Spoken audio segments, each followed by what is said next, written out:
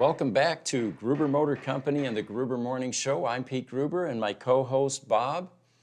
And it looks like Bob grew some facial hair. Good morning. Sorry, I was out for a few minutes. What'd I miss? Well, it was actually months worth of missing stuff, but we're glad to have you finally joining us. And, I can't wait. We're looking forward to having Bob participate in this morning show.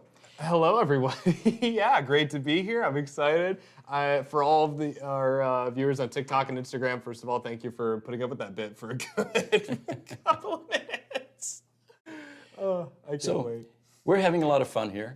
Bob actually has been retired, and he's over there in the corner. We'll bring him back for, I guess, guest cameos at times.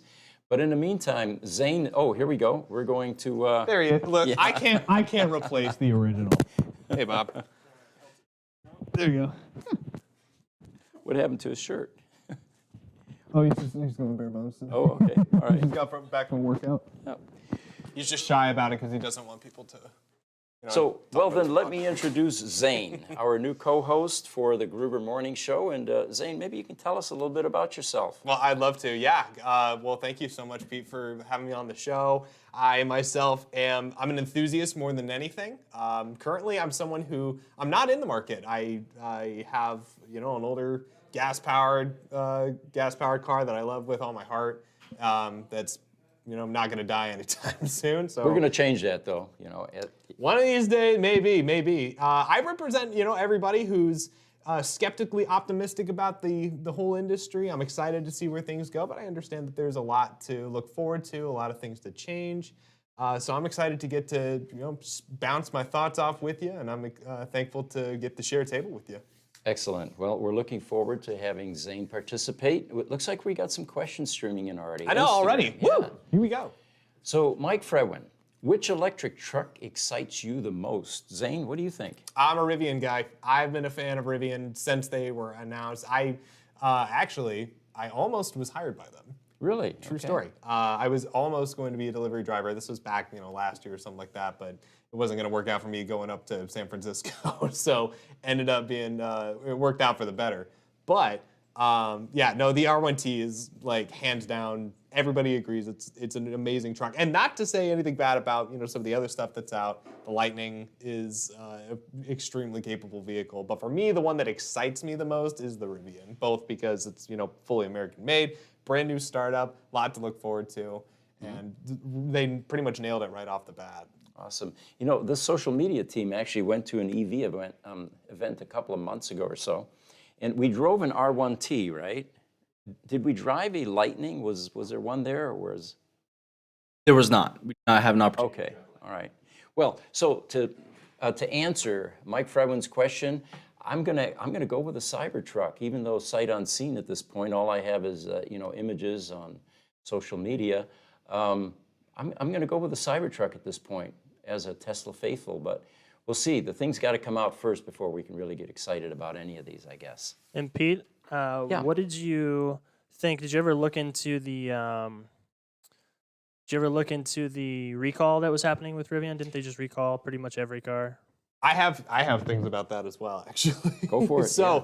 So the big clickbaity version of that is that yes, Rivian had to recall their trucks. All it was that they changed the torque spec for a certain bolt that's like right around, I believe it's the front right wheel. I could be wrong about that, but it's not a necessary adjustment. All it was a torque spec change. If you go to a Rivian service center, it'll take you like 5 minutes. Everybody that's done it says it's really quick and easy. It's not an imperative thing. It's not going to be a bolt that's going to fly off in the middle of the highway.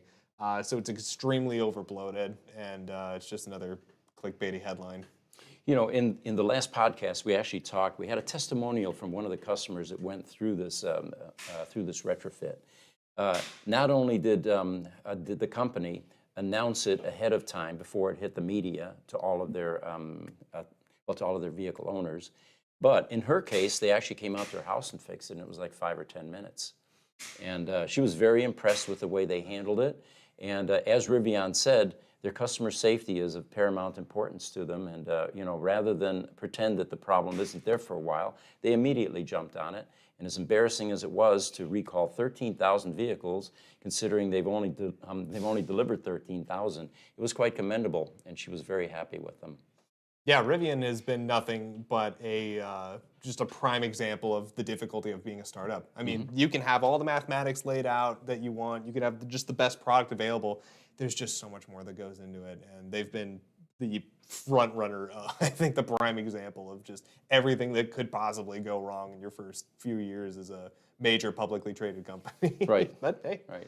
happens to the best of us, I guess. The other thing to know too is that I didn't know that info, so that's good. Thank you, Zane, for that about that recall. But even the legacy OEMs, excuse me, I forgot to switch cameras. Even the legacy OEMs like Ford are still having fires with their EVs, right? So even having that knowledge of being an OEM for 100 years, they're still struggling with this new world we're in.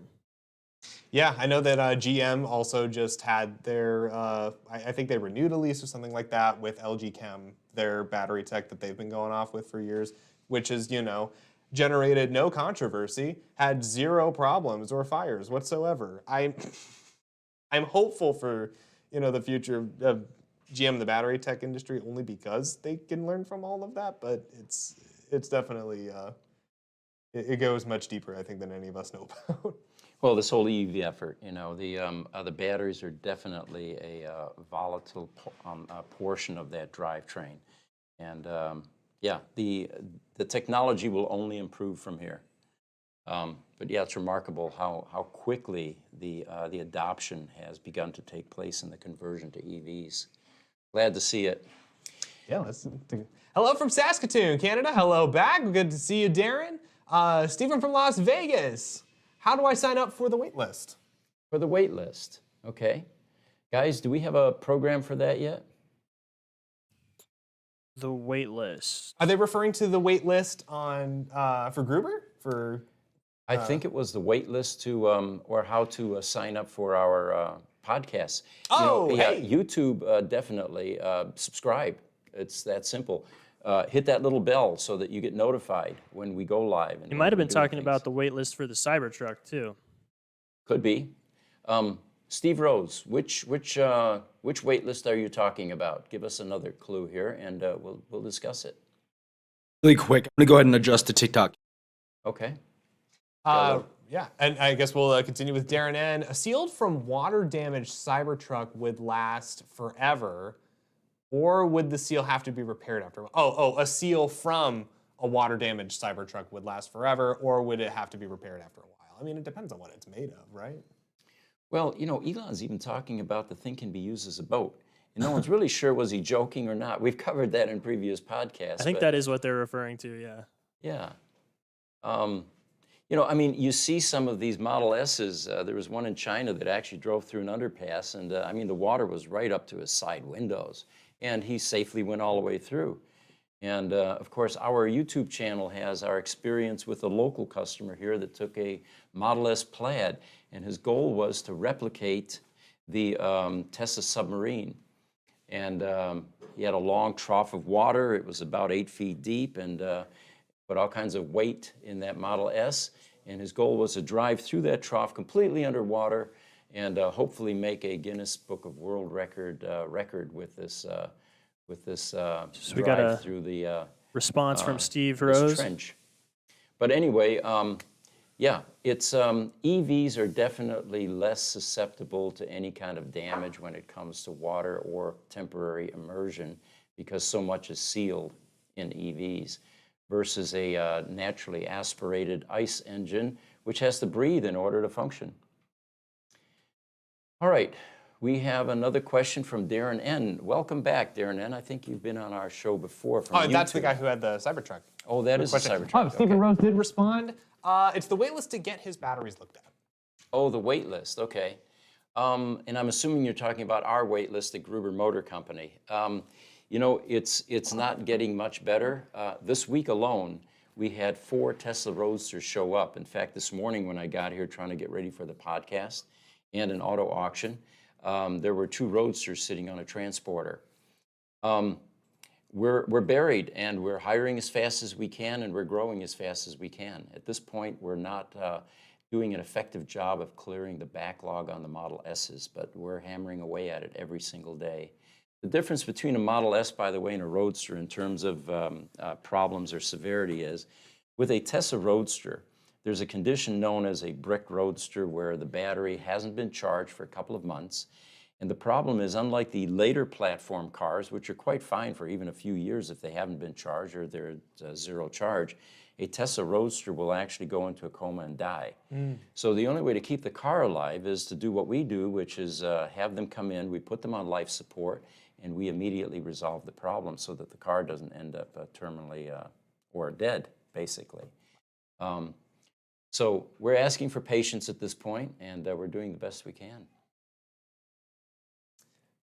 Darren says thank you for addressing that, the Cybertruck You're question. welcome, Darren. But you raised something that I've been thinking about a lot as well, is this, I mean, you saw recently with the TFL guys had their Hummer EV, they had a software brick where that thing stopped in the, near an intersection and caused them to break that way. But, with an electrical discharge like this, it is encouraging that already this process has started with guys like you and Rich Rebuilds and other people who are able to address that up front and find these solutions as soon as we can. Because I think that over time, we're going to see pretty quickly that EVs are going to be a much more viable automobile to drive in terms of repairability and lifetime servitude, I suppose. Sure. Well, one of the things that you worked on last week, your script for how EVs differ from the traditional ICE vehicles. There's some anomalies in the EVs that are substantially different than ICE vehicles. For example, if you drive one into a lake, it's going to be challenging to try to get out of that car. With an ICE vehicle, you reach for that door or that window handle and you crank it down. With the new cars, you have to look for buttons, and the buttons may be disabled because you've got water, getting into the circuitry. And of course, the door handle is basically the same thing. So you're back to now breaking or trying to break glass while you're underwater, in the dark, fishing for some way to get out of that vehicle. By the way, we're going to work on that video and have something released here shortly. Yeah, you're already announcing our script. Pete, you're giving away the Hey, thanks for secrets. joining the podcast for a couple of spoilers. Yeah. Hey, but no, it's exciting because there is so much to talk about with that, and it opens the opportunity for more conversations in that regard. And also, I know that we had been talking just before the show about some of the other little differences between ICE cars and EVs being, of course, how the discharge with static electricity, how that's built into an EV compared to something like an airplane that has to discharge out of the wings, which is something I didn't know until last week, and that's for you all to know as well. If you didn't, if you had not known that, like me, then it's exciting to know. Yeah, Zane was talking about those little tendrils that are on the wings, those little probes. They're not antennas. They're designed to discharge the static buildup as you're moving that thing through the air. But EVs don't have that because they, as you'd mentioned, that they actually have a built-in transformer that helps remove that static electricity. Does it go back into the battery? No, actually, it doesn't really get generated because there's not enough surface area, which is interesting that you mentioned that because we have a couple of scissor lifts next door. One of them, the bigger one, will give you a nasty static shock. I mean, the kind that almost knocks you down if you're not prepared for it. And the other one is just fine. The other thing to remember is construction equipment. Now, here's a lesson for everyone. If you're on a backhoe and you're digging and you hit a 14,000 volt line and suddenly your backhoe is live, the last thing you want to do is climb off that backhoe while you're holding onto that metal ladder and hit ground, because the instant you do that, you're going to be carbon. You're going to be toast. What you want to do is either remain on it or jump off it, because those tires are rubber. They're wonderful insulators, and even though that entire construction equipment is live at 100,000 volts or 14,000 volts or whatever you hit, you're safe until you complete the circuit. And of course, when we teach electronics and teach electricity, people invariably ask, well, if that's a 400,000 volt high tension line crisscrossing the state, how's that bird able to sit up there? you know? Well, he's not completing the circuit. Correct. Yep, he's got just a little bit of things on his feet to block that circuit. So Hey, we've Pete. got some news items here as well. Tesla is building a gym on top of the Fremont factory. I knew this was going to resonate with a friend of mine that worked there, is now retired, Jeff Rosevear. By the way, hi Jeff, in case you're watching this. He's a weightlifter, has been for years, and I know he would like nothing more than to be able to lift weights while he was at work. I mean, during break and lunches, of course. So what they're doing is they're replacing previous fitness centers that were located inside the electric vehicle production facility, and they're building the employees a more well-rounded experience type gym. It turns out Tesla takes good care of their employees there. They've got plenty of food options. They even have hospital options that make it easier for Tesla employees, medical type facilities. So apparently they had to put the previous gym under maintenance to do an upgrade or something, and rather than continue to upgrade the old one, they decided to build them a brand new one. It's going to be on top of the building. It's going to have a canopy. They'll get fresh air. And another reason, good reason to go to work for Tesla if you're in Fremont, California. Which is the opposite of what happened to Nikola. I know that you were telling me a little bit about that one. Yeah, tell us a little bit more about what happened. That was kind of the opposite of what Tesla's been up to. Well, a few years ago, Nikola, of course, was building a plant here in the state of Arizona. And you know, typically when these startups get a bunch of VC money or funding, the design goal is to get production up and running. Well, the next thing I heard was they were building this gigantic gym before they even had the production lines running. And I thought, you know, this probably is a misappropriation of funds. What those investors really want to see first is those cars rolling off the assembly line to see some return on their investment. Exactly. And, you know, the gym perhaps could wait. If nothing else, maybe they can, if they feel that that is a benefit, they can give their employees gym memberships to the local, you know, LA Fitness or whatever. Exactly. And by the way, I would love nothing more than to work out with the Electric Viking at one of these Tesla gyms. I think that would be incredible. Someone send this video to the Electric Viking and let him know if he comes to the US, he's more than welcome to join us at a Tesla gym. We'll find a way. That cool. would be so cool. Have you seen that man?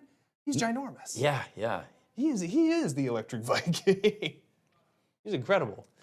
So we got a YouTube question from Milan Olimpejevic. And he says that Rolls-Royce is unveiling their first electric car. Whoa. Big smile. Look at that There's a thing. picture of it. Look at that. That looks like what people have mocked up like a Rivian sedan to look like. It kind of has the same boxiness to it. It's cool that they've kept that phantom look to it. What is that dashboard? It looks like a Windows lock screen. You know, my take on this, it used to be so easy for the ICE vehicle manufacturers to distinguish themselves with over-the-top luxury designs. In this day and age, you know, this could pass for a Lucid, it could pass for something else. It's difficult for these guys that used to make cars that had burl wood on the inside and gold-plated this and that to distinguish themselves. So my hat's off to them for trying to make something that looks over the top, but it looks pretty basic to me. It is very much on brand for Rolls-Royce. It will not be mistaken, at least in the exterior, for anything else. You're still going to recognize it as a Rolls-Royce. That interior definitely looks like it's a higher end version of like I don't know, some kind of Lucid or I love the crystal ball that they put in. Which one is it? The Genesis? I don't know. Is it? It's the Genesis. Which one is it, guys? So someone help me out with that. Genesis? There's one of the new EVs has that flip over drivetrain instead of the knob. It's a crystal ball and it flips over and you spin. You know what I I'm haven't talking seen about? that. It's that one. I think I saw that on Supercar Blondie. Yes. Yeah. Yeah, okay. it's like it's that kind of a cool Real gimmick. quick, Pete, Yeah. you forgot to describe the image in the background. Oh, yeah, let's go over there. It's beautiful. Yeah, it is in Bayreuth, Germany, and it is a garden that was set up there. Bayreuth was the home of artists, and Wagner being the most prominent, actually. Wagner was, like most artists, not well funded, didn't really have meaningful employment other than creating, symphonies at times. But these types of artists during that day were usually funded, and he was funded by King Ludwig of Bavaria. And who, by the way, there's a long story there as well, but King Ludwig in Bavaria was more interested in building beautiful castles, Neuschwanstein, for example, and the arts and funding artists. Whereas grandfather, Otto von Bismarck up north, he was a Prussian and he wanted to go into conquer and, fight the French and get even for the castle that they ruined 250 years ago. And he was constantly trying to get Ludwig to participate and use some of the Bavarian funds to help with the war efforts.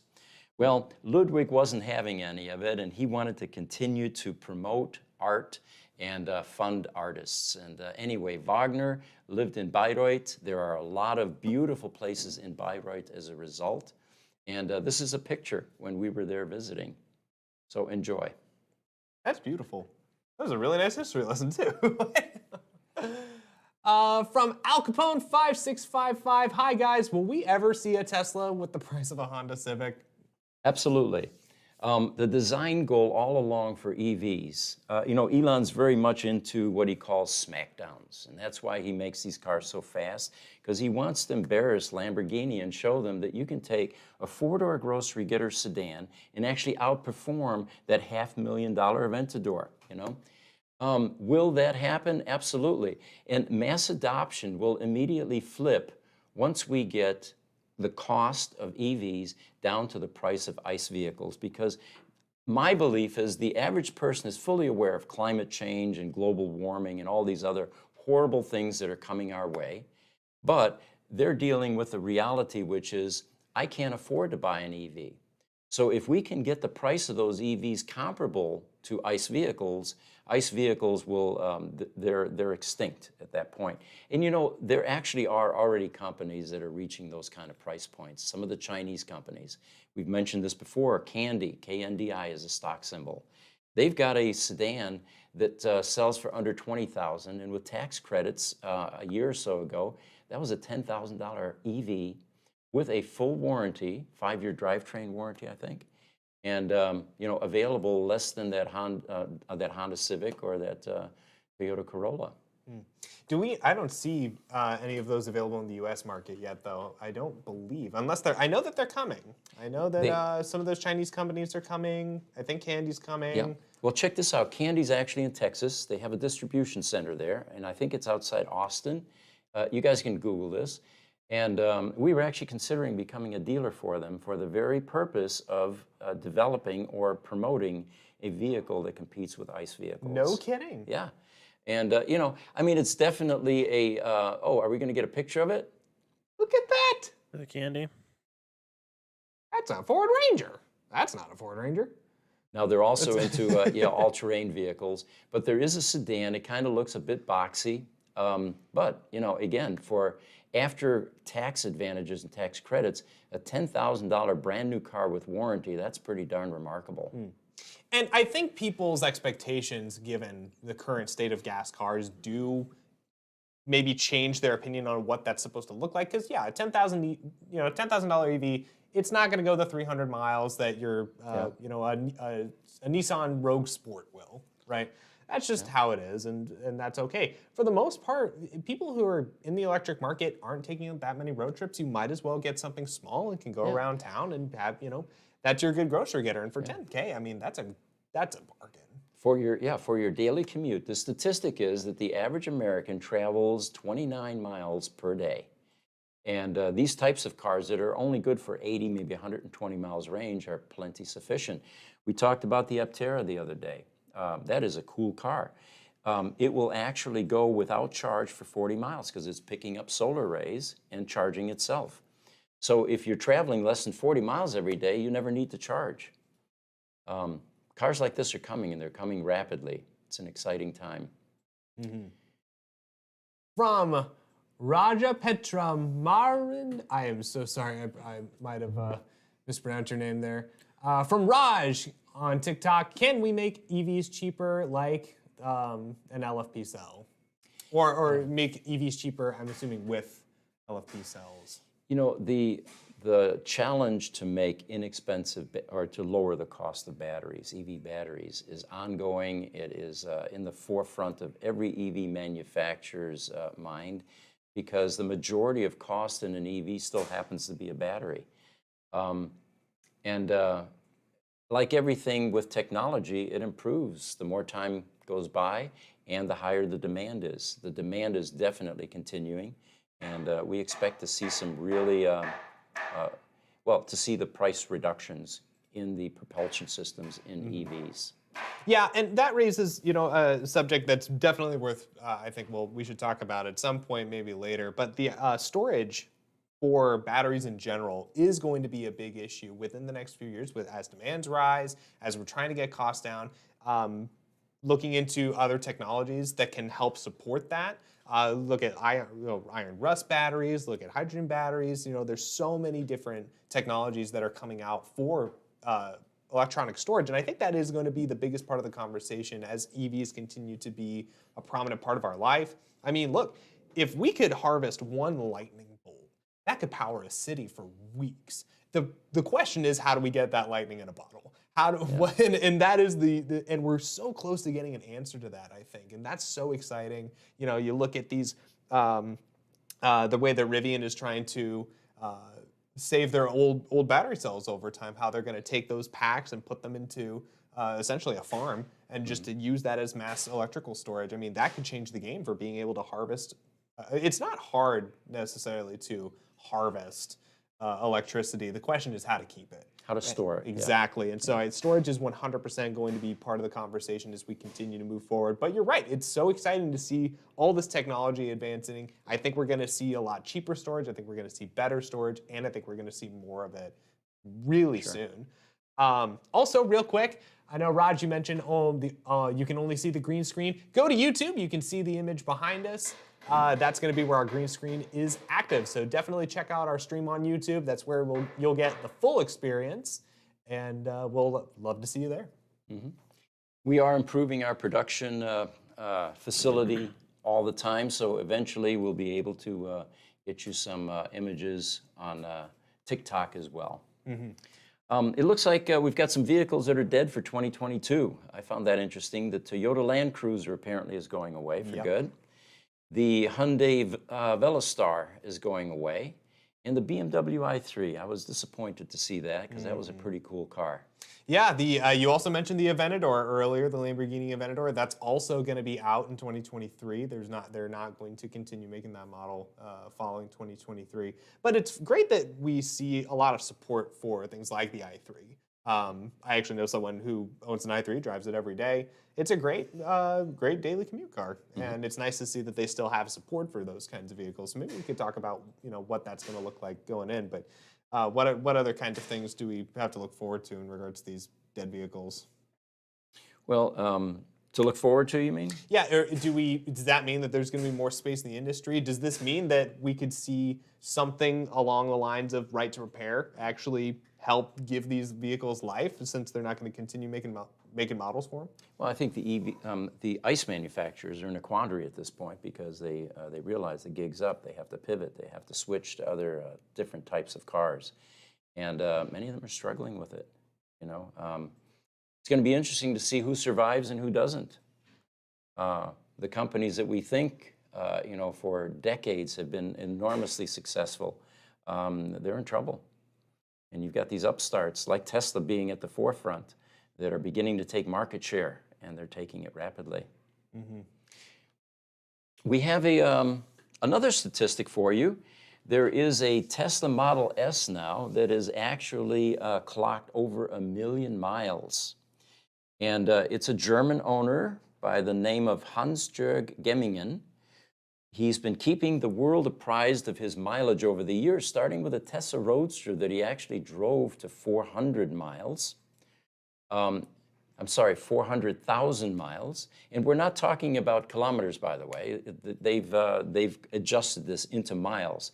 That's almost 500,000 miles on a Roadster. That's tough to do. But this Model S apparently has 1,600,000 kilometers or 1 million miles.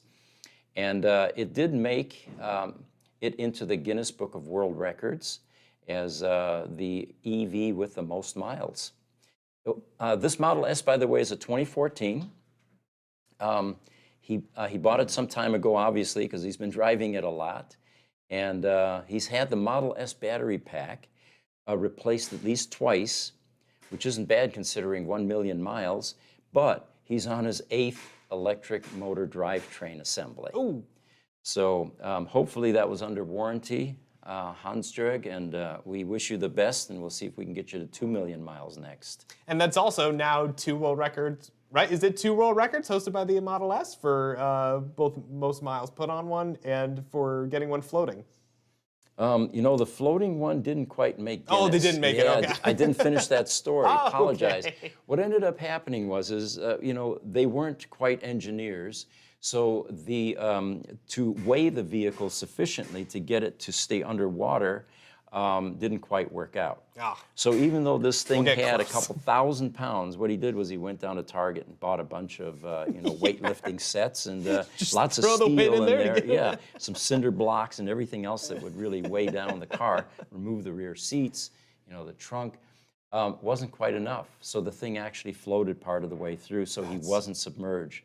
The second time around, same problem. So we didn't quite end up making the Guinness Book of World Records with this experience or with this episode. Well, get him next year, boys.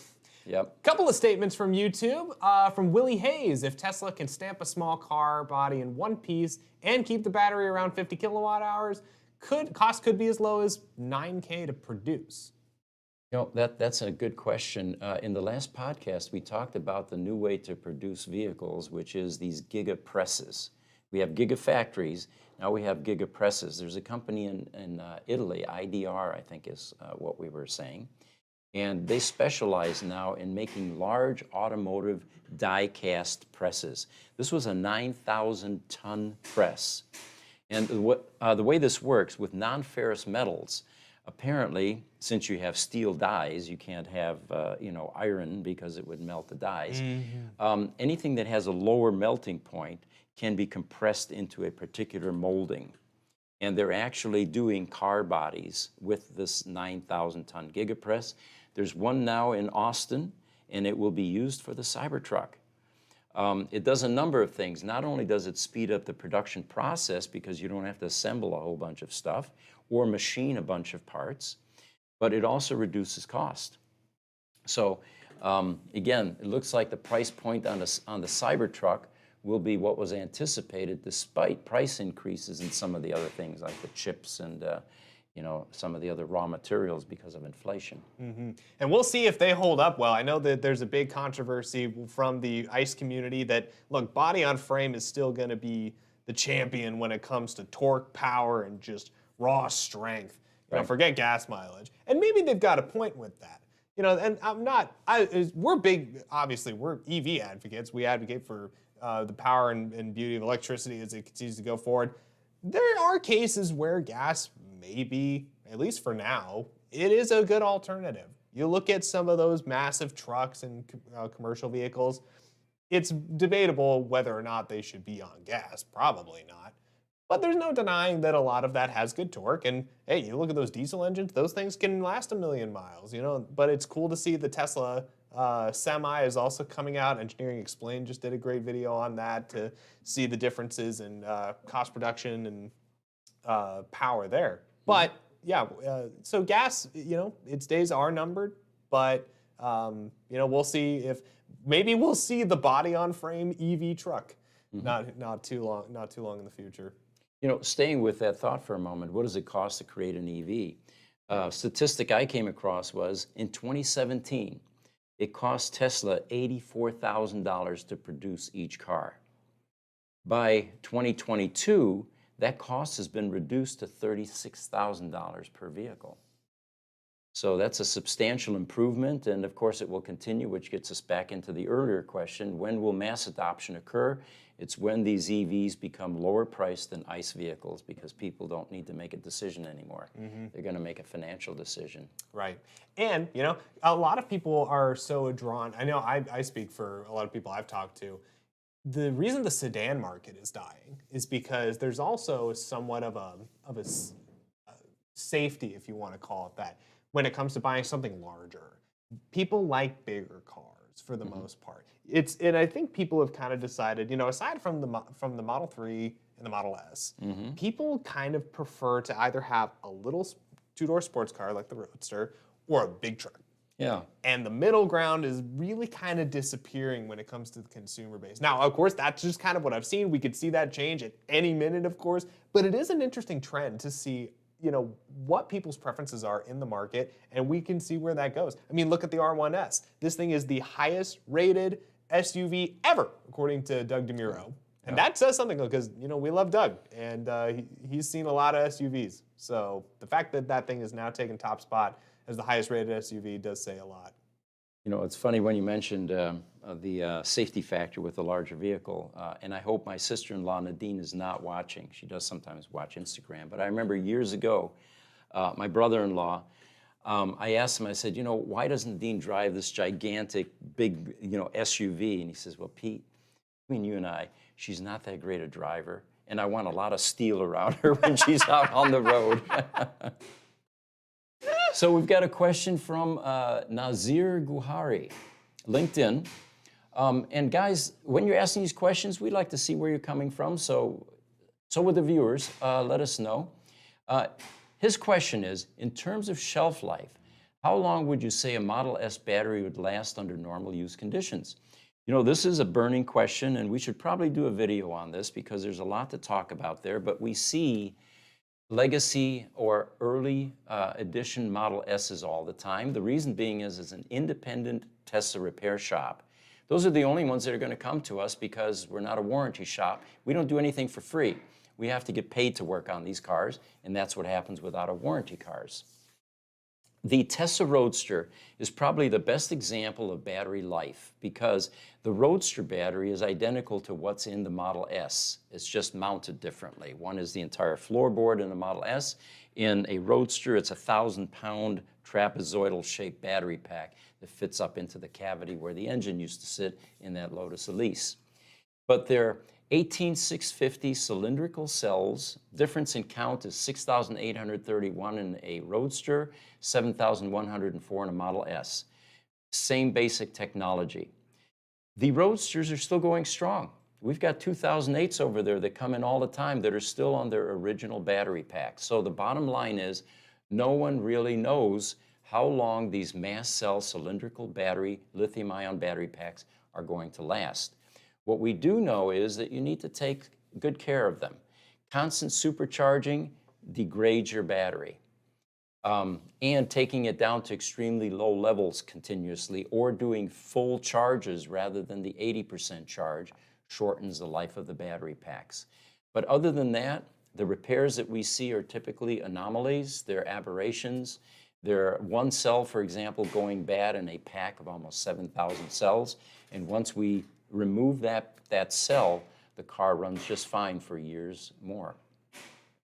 There you go. Another quick comment from Darren is 10-minute quick charging tech. Is that happening? Will that allow for some smaller battery sizes, half the battery size? Is that going to greatly reduce the cost? What do you think about quick charging, 10 minutes? Quick charging keeps on improving. I mean, look at life before the superchargers came along. And it is continuing to improve.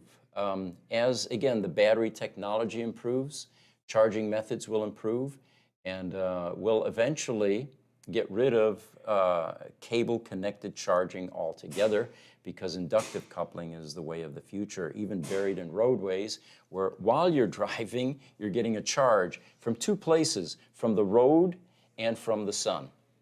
And now we have a true closed-loop system.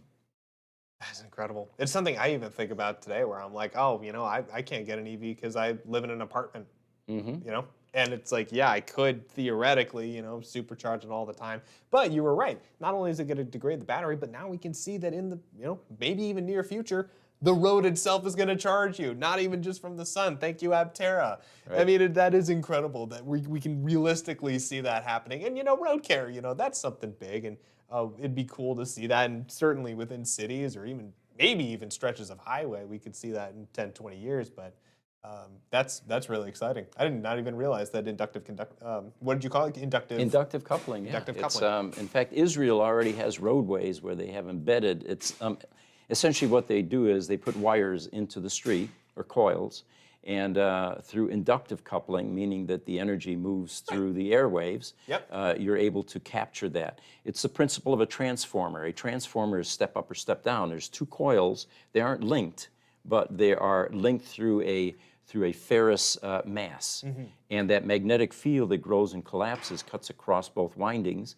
And as it does that, it introduces energy into that other winding. It's the same principle as any other wireless charging. Exactly, yes. Incredible. It looks like we have someone from Malaysia, Petra, coming in from Raj. TikTok. Thank you, Raj. Yeah, great to see you from Malaysia. Same with Instagram and the Wild Bunch of Wolves. Thank you, thank you. TikTok from Sirhan. Hello. Hello, Sirhan.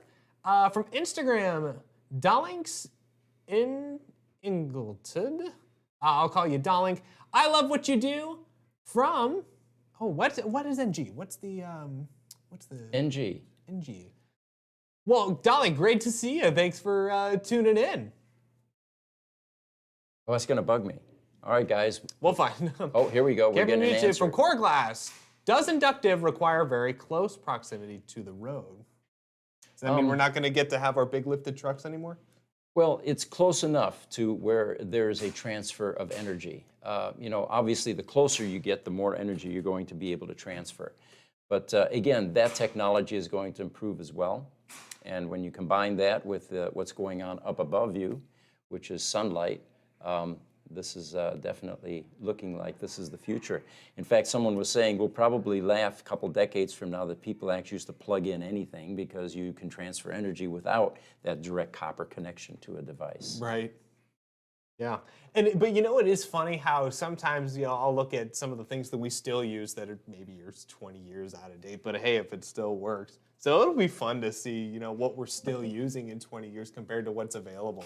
Right. I mean, I think especially with that inductive coupling, that's going to be something hilariously great. And for all we know, we're going to all be driving something like an R1S with a solar cap roof and that kind of perfect suspension system, that electronically engaged suspension system, so that you could always get lower to the road if you want to, get a quick charge, and then come right back up if you want to go off-road. That's an interesting concept, yeah, because you can adjust your height on a vehicle. Yeah, you could probably increase the amount of energy that you're getting from the roadway. Incredible. It looks like Tesla is leasing a huge future warehouse in Illinois near St. Louis, Missouri.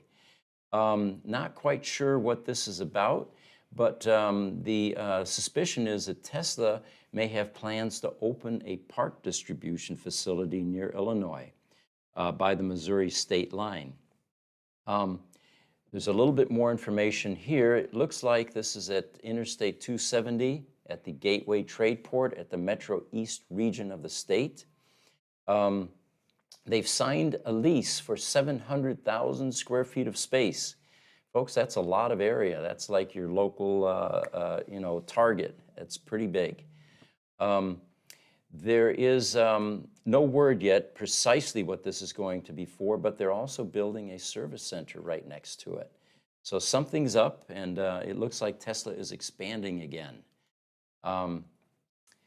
They did go through a pause here most recently where they had some layoffs. And it looks like what they've done is gone back to hiring at this point. They're also looking for another gigafactory, which is likely to be in North America. Now, notice I said North America. I didn't say America. They were also looking in Canada, possibly even Mexico, I suppose, if it's North America. But it'll be interesting to see where their next expansion is going to be. Yeah, we'll see. And I'm also curious how much we're going to see the innovations that we see in places like Germany. because Germany's had magnificent kinds of implementation over there. You've seen the massive solar arrays, the giant chargers, but even Rivian has their own massive kind of massive charging center for all their vehicles before they send them out into the service centers and things like that. So we'll probably see a lot more of those. Maybe Tesla's building one of their own. I mean, just up here north, we've got that massive solar-covered parking lot at the is it a Fry's? It's right. I believe so. Yeah, it's the Fry's. Just up here north in Arizona.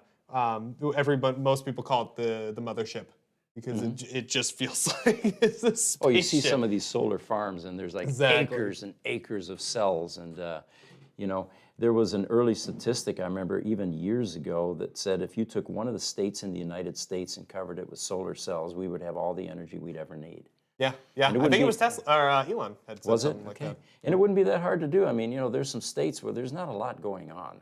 Let's make it a solar farm. Sure. Yeah, solar production I know is controversial in regards to how they're actually built. So hopefully we can see some improvement with that in the future. In the same way with battery tech, I know there's lots of controversy in terms of mining practices and costs related to that and who's doing it. So, this is a big opportunity for making some reform in that regard. And if we can see that reform happen, I mean, talk about the possibilities with getting those started. I saw from Captain Bill from Key West watching. Welcome from Key West. Christopher Clear. Finally, an intelligent show. Love the content. Well, Thank you. I'm Pinky. Yes. He's the brain. That's. And I did want to chime in really quick. So we found out NG, he's from Nigeria. Nigeria. Wow. Oh, Welcome. Yeah. Awesome. Very cool. So we've got another question from YouTube, Nulvers3. He's from Santee, California.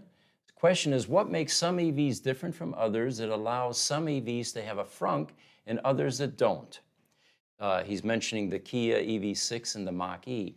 Well, it's probably something Sandy Munro ran into when he took a Mach-E apart. Yes. He found a whole bunch of stuff that just didn't seem to make much sense, but because they were a traditional auto manufacturer, they felt some of this stuff needed to be under that front trunk. I mean, hey, well, so much of it is coming from, if anyone's seen that most recent Monroe Live where they've taken apart the Lightning, I mean, it really is just adapting what they already have from there. It's not a BEV exclusive platform yet, so it is fun to kind of see how they've managed to squeeze things in.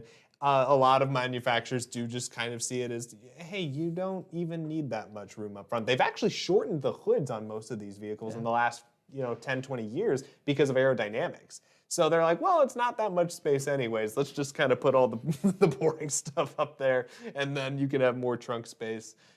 There's pros and cons to doing both for sure. We're getting some positive comments too. I mean, Bob, my co-host, was definitely not as animated. But people are loving Zane. Look at this. Yeah. Thanks, guys. Nulvers3 is saying, nice to see you have a more animated co-host. It's slightly more animated. Love it, yeah. Yeah, no, I've gotten that comment from people in real life that as far as anyone's concerned, I am like a 2D animated drawing. But thank you so much, guys. Back with Raj, we're using a CCS2 adapter to charge a Tesla over there. Is it okay? It's an aftermarket product. I know that with most aftermarket stuff, it could be hit or miss. I feel like it works. As long as it works, it's As fine. long as it works, yeah. Right. I mean, if I'm not sure that you could damage anything. The port is pretty specific. So yeah, I'm not sure there's any damage possible. We've got a LinkedIn question from Matthew Bennett. Welcome, LinkedIn. By the way, we want to see more of you guys from LinkedIn. We've got a couple now. Nazir G from San Nazir. Francisco. Oh, as he well. was our guy who commented earlier. Welcome back, Nazir. Thank you so much for commenting. But anyway, Matthew is asking, I'm not sure if this has already been covered. Overall, I feel like EV is yet environmentally as friendly due to waste of the batteries and what fossil fuels it takes to charge these vehicles. What needs to be done to make EV vehicles more environmentally friendly? We talked about that in our last podcast. We just did. Hats off to J.B. Strobel, who really pioneered this whole lithium battery recycling concept with Redwood Materials, and many other companies now are following suit. In fact, JB is now expanding as well, going to go building another facility near the Tesla Reno Gigafactory.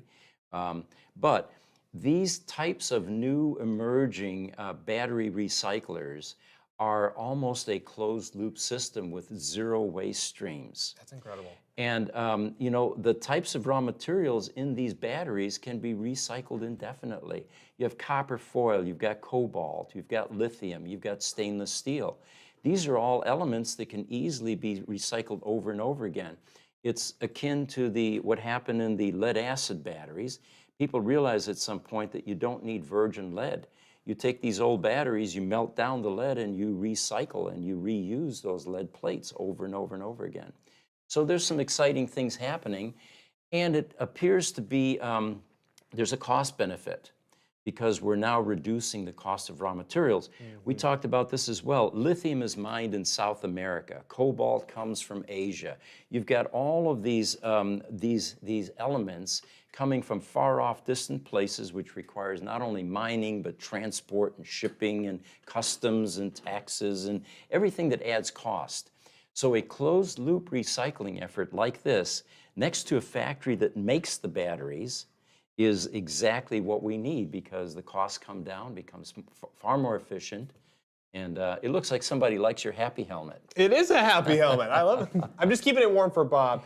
But I appreciate Darren saying love the new co-host. I say no to robots replacing the co-host. Hey, for all I know, for all anyone knows, I am one. Maybe he is. Maybe, Yes, yeah. maybe I'm AI. I mean, tech runs pretty deep here. You don't know whether this is a humanoid robot that Elon has let us borrow. Yeah, right. Yeah, I'm just an optimist too.